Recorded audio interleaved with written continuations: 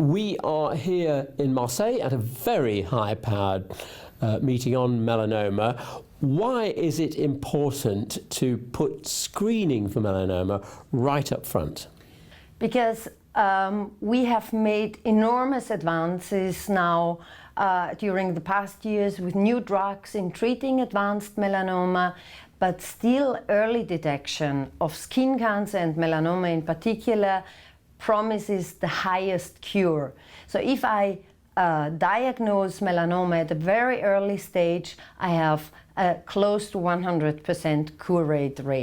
Right. What are the main ways that you do this screening then? Well, screening implies that you do a full body skin examination, and of course there are several limitations because population-based screening showed no benefit. So I should identify in some way persons who are at higher risk to develop skin cancer. And who are they? Well, depends again on age. Screening of children is not useful because children have the lowest risk to develop melanoma. I mean, they can develop, but it's extremely rare, and symptoms that are associated in childhood with melanoma are rapidly growing nodules.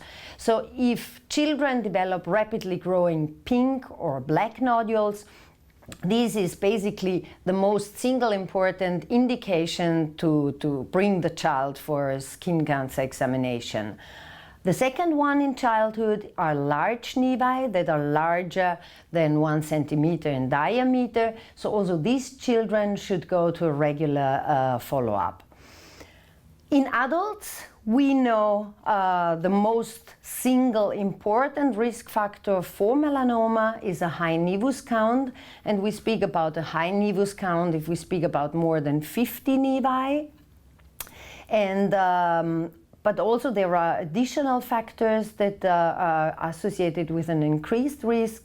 This is a personal history of melanoma, so if a patient had already a melanoma, he or she should regularly seek a dermatologic examination, but also if there are cases of melanoma in the family or pancreatic cancer, these are patients that should go for a regular check.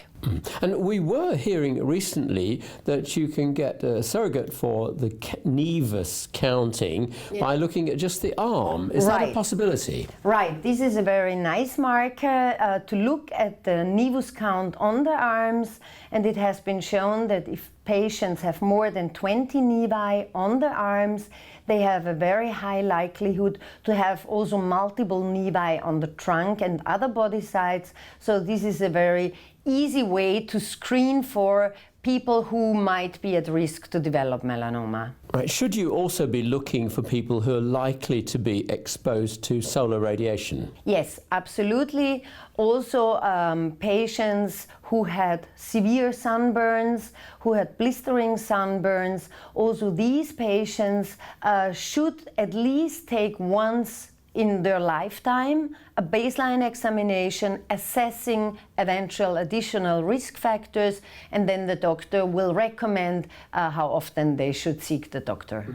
Now, looking for nevi is very helpful for finding melanoma risk. Yeah. What about non-melanoma skin cancer? Is that a factor that you're bearing in mind as well? Yes, absolutely. And if we speak about non-melanoma skin cancer, there we speak about elderly people, so older as the age of 50, 60. I'm sorry if I define someone elderly like that, but that's the fact. And there especially men with a fair skin type who were working their lifelong outside. These are the patients who have the highest risk to develop non-melanoma skin cancer.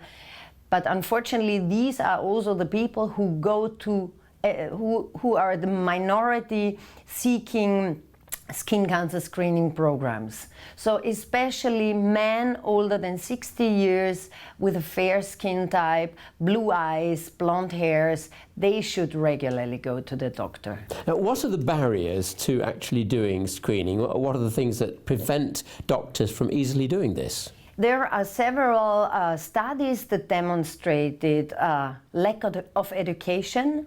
So many doctors never were trained in doing or how to perform a skin cancer screening. And here medical universities definitely have a mission to increase the awareness and the way to do it. The other is lack of time. Very often doctors say they have no time for that, but we did a study where we were measuring actually the time when the patient is naked on the bed, looking how much time it takes to do examination, and believe it or not, it takes not more than 3 minutes. So this is an argument that should be not anymore raised. Other problems is, of course, reimbursement, insecurities, studies basically lacking to show a benefit of population-based screening. But definitely we should screen patients who are at risk, and we have defined risk factors. Right, and I can't let you go away without asking you about, I hope I get this the right way around, Think, Blink, Pink. Yeah. This is a book that I edited, which is focusing on dermoscopy. So this is a non-invasive technique that has been shown to increase significantly the ability of the clinician to diagnose melanoma and skin cancer much earlier than the naked eye.